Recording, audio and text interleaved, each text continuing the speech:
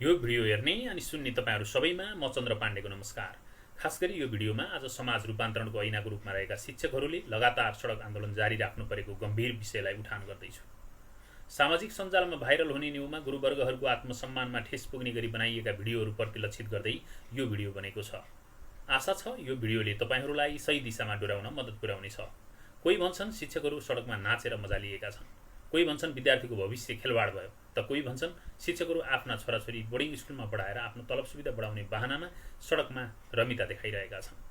यी र यस्तै सोचाइ पाल्नेहरूलाई भन्न चाहन्छु कि शिक्षकलाई सडकमा आउने बाध्यता सिर्जना कसले गर्यो? विद्यालयको गुणस्तर निर्माणका लागि नीति नियम बनाउने र कार्यान्वयन गर्ने को हो? संविधानको मर्म अनुरूप संविधान जारी भएको मितिले 3 वर्षभित्र शिक्षा ऐन जारी गर्न नसक्ने को? अनि देशकाल र परिस्थिति सुहाउँदो यानि नेपालको माटो सुहाउँदो पाठ्यक्रम बनाउने, परिमार्जन गर्ने र कार्यान्वयन गर्ने सन्दर्भमा कमजोरी कसले गर्यो? त्यस्तै निजी विद्यालयलाई भरपोस गरी सामुदायिक विद्यालयको छवि कसले बिगार्यो? प्रत्येक वर्ष देशमा भविष्य नदेखेर युवाहरू विदेशिन बाध्य कसले तुल्यायो? अझ भनौँ संसारको छानोसहित असीमित प्राकृतिक वरदान प्राप्त सुन्दर देशमा केवल खोक्रो भाषण अनि सुशासन र समृद्धि जस्ता उजिला शब्दहरू केवल नारामा मात्र सीमित कसले गरायो? गणतन्त्रको आडमा आफू र आफ्नालाई मोजमस्ती दिलाएर गरिब र निमुखालाई अजङ्गको करको पासो लगाइदिएर मरु या बाँचुको स्थितिमा कसले पुर्यायो? यी सबै परिस्थिति सिर्जना हुनुमा दोषी सडकमा आन्दोलन गरिरहेका शिक्षकहरू नै हुन् त? संविधानले प्रत्याभूत गरेको स्थायी सरकारको मर्मलाई बारम्बार कसले लत्यायो? हत्या, हिंसा, चोरी, लुटपाट, नारा, जुलुस, तोडफोड, भ्रष्टाचार, विकृति, विसङ्गति, कुसंस्कार अनि विथितिको अवस्था कसले सिर्जना गर्यो? अनि तपाईँ सञ्जालमा भन्दै हुनुहुन्छ शिक्षकले सडकमा नाचेर रमिता देखाइरहेका छन्।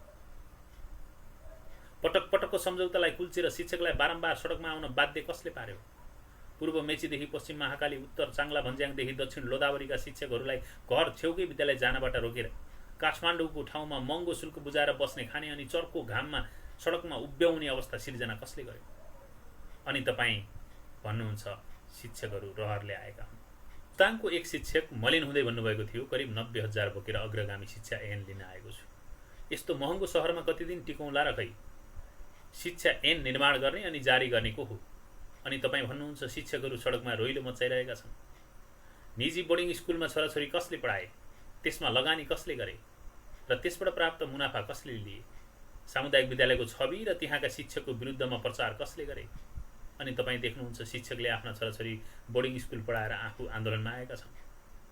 सार्वजनिक ओहदामा बस्ने सबैले सामुदायिक विद्यालयमा मात्र आफ्ना छोराछोरी पढाउनु पर्ने कानुन निर्माण गर्ने हो भने मलाई लाग्छ सबैभन्दा बढी खुसी तिनै शिक्षकहरू हुनेछन् जो आज सडकमा छन्। ढुङ्गा मुढा गरेर, आगो बालेर, तोडफोड गरेर, टायर बालेर, घरका सिसा फुटाएर मात्रै आन्दोलन हुन्छ भन्ने बानी परेका तपाईँका आँखालाई दिग्गज अनि प्राज्ञिक क्षेत्रका जमातले गरेको आन्दोलनलाई ठम्म्याउन कठिन भएरै होला र त भन्दै हुनुहुन्छ शिक्षकहरू बाटोमा सुतेर चटक देखाइरहेका छन्। तर एकपटक सोच्नुहोस् त, देशको बौद्धिक वर्गलाई सडकमा सुत्न बाध्य कसले बनायो? देशको अग्रगामी विकासको चिन्ता लिएर वर्षेनी लाखौँ युवाहरू विदेशिएको देख्न नसकेर सापेक्षिक ऐन कानुन र संविधानको मर्म अनुरूप चल्नुपर्छ भनेर, देशको माटो सुहाउँदो पाठ्यक्रम बनाई देशको गरिमा बढाउनुपर्छ भनेर, देशको दीर्घकालीन विकासको लागि नयाँ शिक्षा ऐन जारी गर्नुपर्छ भनेर खबरदारी गर्न आएका शिक्षकलाई अपमानित गर्नु अघि तपाईँलाई लागेन कि म पनि हिजो यिनै गुरुहरूको विद्यार्थी थिएँ भनेर? बुढो बाघले मृग मार्न सक्दैन भने चाहिँ 2028 सालमा बनेको शिक्षा ऐनले वर्तमान आवश्यकता र देश विकासको आधारशिला तय गर्न सक्दैन भनेर राज्यले नै जानेर नयाँ शिक्षा ऐन जारी गर्नुपर्नेमा यतिका वर्ष बितिसक्दा पनि कुम्भकर्ण झैँ निदाइरहेको सरकारलाई शिक्षकले गजगज्याउँदा शिक्षकले के बिराए? अनि तपाईँ लेख्नुहुन्छ शिक्षकहरू आफ्नो स्वार्थका लागि मात्रै आन्दोलन गरिरहेका छन्। यसैले सतै रूपमा नभई गहिराईमा तथ्य बुझ्ने प्रयत्न गर्नुहोस्। आखिर उनै शिक्षकहरू हुन् जसले समाजका हरेक वर्गका अभिभावकहरूको बाबु नानीलाई सुनौलो भविष्य निर्माणमा पथ प्रदर्शन गरिरहनेछन्। सकिन्छ शिक्षकलाई सम्मान गर्न सिक्नुहोस्, सकिँदैन अपमान गर्ने चेष्टा नगर्नुहोस्।